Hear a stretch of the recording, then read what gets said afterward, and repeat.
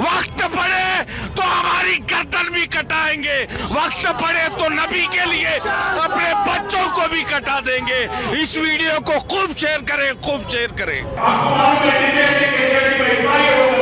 मालूम है नुकसान हुआ, हमारे सौवन का नौजवान आज भी जेल में है, बेकसूर लोग हैं। इसलिए अल्लाह के वास्ते आपको जरूर कुछ भी करना नहीं, पत्थरबाजी करना नहीं, अमन के साथ अपना अपना घर चले जाओ।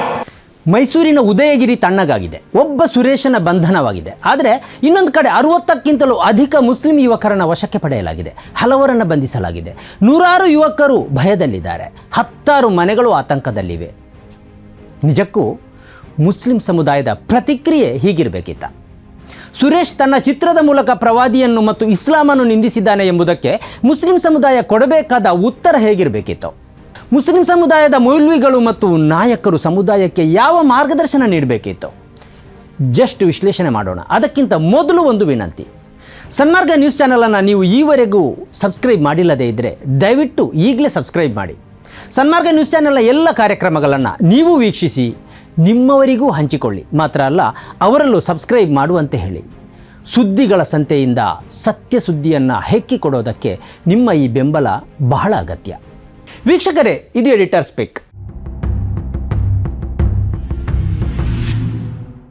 ಈ ಕಾರ್ಯಕ್ರಮದ ಪ್ರಾಯೋಜಕರು ಗಡಿಯಾರ್ ಗ್ರೂಪ್ ಆಫ್ ಕಂಪನೀಸ್.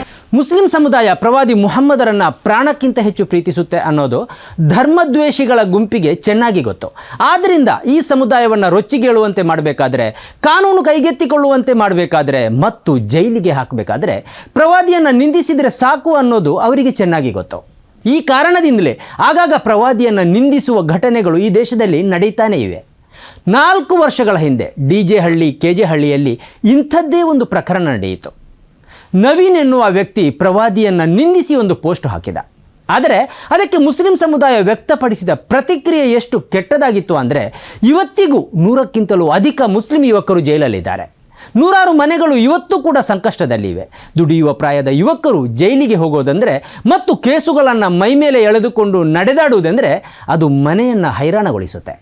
ಧರ್ಮದ್ವೇಷಿಗಳು ಒಬ್ಬ ವ್ಯಕ್ತಿಯನ್ನು ಹಿಡಿದು ಇಂಥ ಆಟ ಆಡ್ತಾರೆ. ಅರೆಸ್ಟ್ ಆದರೆ ಆತ ಒಬ್ಬ ಮಾತ್ರ. ಆದರೆ ಆತನ ಕೃತ್ಯದಿಂದ ಪ್ರಚೋದನೆಗೊಂಡು ಕಾನೂನು ಕೈಗೆತ್ತಿಕೊಳ್ಳುವ ಸಮುದಾಯದಿಂದ ನೂರಾರು ಮಂದಿ ಕೇಸು ದಾಖಲಿಸಿಕೊಂಡು ಜೈಲಿಗೆ ಹೋಗ್ತಾರೆ. ಮಾಧ್ಯಮಗಳಲ್ಲಿ ಅಪರಾಧಿಗಳಂತೆ ಬಿಂಬಿತಗೊಳ್ತಾರೆ. ಮುಸ್ಲಿಂ ಸಮುದಾಯವನ್ನು ಅತ್ಯಂತ ಕೆಟ್ಟದಾಗಿ ಮಾಧ್ಯಮಗಳು ಬಿಂಬಿಸುತ್ತವೆ. ಯಾಕೆ ಹೀಗಾಗುತ್ತೆ? ಪ್ರವಾದಿಯನ್ನು ನಿಂದಿಸಿದರೆ ಪ್ರತಿಕ್ರಿಯಿಸಬೇಕಾದ ಸರಿಯಾದ ವಿಧಾನವಾಯಿತು. ಧರ್ಮದ್ವೇಷಿಗಳ ಸಂಚನ್ನು ಅರಿತುಕೊಳ್ಳಲು ಮುಸ್ಲಿಂ ಸಮುದಾಯಕ್ಕೆ ಏಕೆ ಸಾಧ್ಯ ಆಗ್ತಾ ಇಲ್ಲ?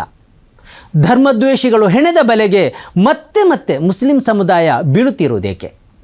ಈ ಸಂದರ್ಭದಲ್ಲಿ 2 ವಿಡಿಯೋಗಳು ಮುಖ್ಯ ಆಗತ್ತೆ. ಒಂದು, ಈ ಸುರೇಶನ ಚಿತ್ರ ಬೆಳಕಿಗೆ ಬಂದ ಬಳಿಕ ಅಲ್ಲಿನ ಮೌಲ್ವಿಯೊಬ್ಬರು ಮಾಡಿದ ಭಾಷಣ. ಅದನ್ನು ಆಲಿಸುವುದಕ್ಕೆ ಒಂದಷ್ಟು ಯುವಕರು ಸೇರಿಕೊಂಡಿದ್ದಾರೆ. ಆ ಮೌಲ್ವಿ ಎಷ್ಟು ಭಾವನಾತ್ಮಕವಾಗಿ ಈ ಘಟನೆಯನ್ನು ಎತ್ತಿಕೊಂಡಿದ್ದಾರೆ ಎಂದರೆ, ಅವರ ಶರೀರದ ಮೇಲೆಯೇ ಅವರಿಗೆ ನಿಯಂತ್ರಣ ಇರಲಿಲ್ಲ, ಅವರ ಮಾತುಗಳ ಮೇಲೂ ಅವರಿಗೆ ನಿಯಂತ್ರಣ ಇರಲಿಲ್ಲ. ಕೆಟ್ಟ ಪದಗಳನ್ನು ಸುರೇಶನಿಗೆ ಅವರು ಬಳಸಿದ್ದಾರೆ. ಯುವಕರು ಪ್ರಚೋದಿತಗೊಳ್ಳದಂತೆ ಯಾವ ಮಾತನ್ನೂ ಆಡಲು ಅವರಿಗೆ ಆ ಭಾವಾವೇಶದಲ್ಲಿ ಸಾಧ್ಯ ಆಗಿಲ್ಲ. ಧರ್ಮದ್ವೇಷಿಗಳು ಹೆಣೆದ ಬಲೆಗೆ ಅವರು ಸುಲಭವಾಗಿ ಬಿದ್ದಂತೆ ಮಾತಾಡಿದ್ದಾರೆ. मैसूर के मुसलमानों से गुजारिश करता हूँ, जब नामूसे रिसालत की बात आए तो हमें ये खोकर गुस्ताखे रसूल का मुंह तोड़ जवाब देना है, मुंह तोड़ जवाब देना है, मुंह तोड़ जवाब देना है। वक्त पड़े तो हमारी गर्दन भी कटाएंगे, वक्त पड़े तो नबी के लिए अपने बच्चों को भी कटा देंगे। इस वीडियो को खूब शेयर करें, खूब शेयर करें। ಇದೇ ವೇಳೆ ಯುವಕರು ಪ್ರಚೋದನೆಗೊಂಡು ಕಾನೂನು ಕೈಗೆತ್ತಿಕೊಳ್ಳುತ್ತಿರುವಾಗ SDPI ಮುಖಂಡ ಅಬ್ದುಲ್ ಮಜೀದ್ ಅವರು ಅತ್ಯಂತ ಸಮಯೋಚಿತ ಮತ್ತು ಪ್ರಬುದ್ಧ ಮಾರ್ಗದರ್ಶನ ನೀಡಿದ್ದಾರೆ. ಅವರು ಮಸೀದಿ ಒಳ ಪ್ರವೇಶಿಸಿ ಜನರು ಪ್ರಚೋದಿತಗೊಳ್ಳದಂತೆ ಮೈಕ್ನಲ್ಲಿ ಮನವಿ ಮಾಡಿದ್ದಾರೆ. DJ ಹಳ್ಳಿ KJ ಹಳ್ಳಿಯನ್ನು ನೆನಪಿಸಿದ್ದಾರೆ. ಬುದ್ಧಿವಂತಿಕೆಯಿಂದ ಮತ್ತು ಕಾನೂನು ಕೈಗೆತ್ತಿಕೊಳ್ಳದೆ ಪ್ರತಿಕ್ರಿಯಿಸಬೇಕು ಎಂದು ಅವರು ಜನರಲ್ಲಿ ಮನವಿ ಮಾಡಿದ್ದಾರೆ.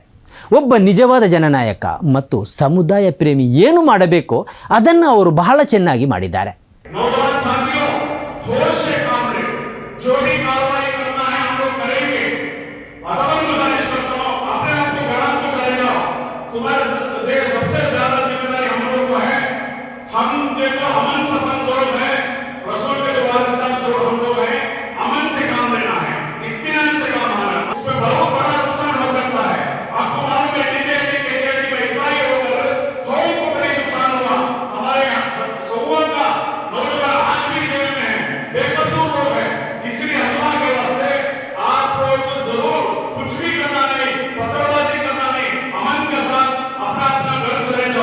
ಅಂದ ಹಾಗೆ ಈ 2 ವಿಡಿಯೋಗಳನ್ನು ಪ್ಲೇ ಮಾಡಬಾರದು ಅಂತ ನಾನು ಅಂದ್ಕೊಂಡಿದ್ದೆ. ಆದರೆ ಸಂದಿಗ್ಧ ಸಂದರ್ಭದಲ್ಲಿ ಮುಸ್ಲಿಂ ಸಮುದಾಯಕ್ಕೆ ನೀಡಬೇಕಾದ ಮಾರ್ಗದರ್ಶನ ಹೇಗಿರಬೇಕು ಮತ್ತು ಹೇಗಿರಬಾರದು ಅನ್ನೋದನ್ನು ಸ್ಪಷ್ಟಪಡಿಸುವುದಕ್ಕಾಗಿಯೇ ಈ 2 ವಿಡಿಯೋಗಳನ್ನು ಇಲ್ಲಿ ಪ್ಲೇ ಮಾಡಿದ್ದೇನೆ. ಪ್ರವಾದಿ ನಿಂದೆಯಂಥ ಕೃತ್ಯಗಳ ಸಂದರ್ಭದಲ್ಲಿ ಹೃದಯದಿಂದ ಆಲೋಚಿಸುವ ಬದಲು ಮುಸ್ಲಿಂ ಸಮುದಾಯ ಮೆದುಳಿನಿಂದ ಆಲೋಚಿಸಬೇಕು. ಇಂಥದ್ದು ಪದೇ ಪದೇ ಯಾಕೆ ನಡೀತಾ ಇದೆ ಮತ್ತು ಇದರಿಂದ ಅಂತಿಮವಾಗಿ ಸಂಕಷ್ಟ ಅನುಭವಿಸ್ತಾ ಇರೋರು ಯಾರು ಅನ್ನುವ ಆಲೋಚನೆಯನ್ನು ಮುಸ್ಲಿಂ ಸಮುದಾಯ ಮಾಡಲೇಬೇಕು. ಭಾವನಾತ್ಮಕವಾಗಿ ಭಾಷಣ ಮಾಡೋದು ಬಹಳ ಸುಲಭ, ಆದರೆ ಆ ಬಳಿಕದ ಪರಿಣಾಮ ಅಷ್ಟು ಸುಲಭ ಆಗಿರೋದಿಲ್ಲ.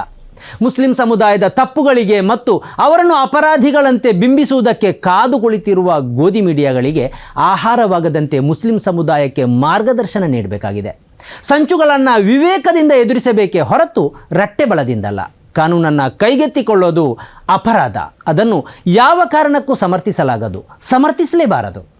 ಇವತ್ತು ಉದಯಗಿರಿ ಆದರೆ ನಾಳೆ ಇನ್ನೊಂದು ಕಡೆ ಇಂಥದ್ದೇ ಘಟನೆ ನಡೆಯುತ್ತೆ. ಅದೊಂದು ಸಂಚು. ಮುಸ್ಲಿಂ ಸಮುದಾಯ ಇಂಥ ಸಂದರ್ಭಗಳಲ್ಲಿ ಮೆದುಳಿನಿಂದ ಆಲೋಚಿಸಿದರೆ ಮತ್ತು ಸಂಚಿನ ಒಳಮರ್ಮವನ್ನು ಅರಿತು ಬುದ್ಧಿವಂತಿಕೆಯಿಂದ ಉತ್ತರಿಸಿದರೆ ನಿಧಾನಕ್ಕೆ ಇಂಥ ಕೃತ್ಯಗಳು ಕಡಿಮೆಯಾಗಬಹುದು. ಉದಯಗಿರಿ ಮತ್ತೊಂದು DJ ಹಳ್ಳಿ, KJ ಹಳ್ಳಿ ಆಗದೇ ಇರೋದಕ್ಕೆ ಅಬ್ದುಲ್ ಮಜೀದ್ ಅವರ ಸಮಯೋಚಿತ ಮಾರ್ಗದರ್ಶನದ ಪಾತ್ರ ಬಹಳ ಇದೆ. ಅವರಿಗೆ hats off. Gadiar Group of Companies, synonymous with excellence and innovation, stands as your dynamic partner for progress. Gadiar Group ensures safety as guardians in firefighting and builds vibrant communities in real estate. Building tomorrow, today.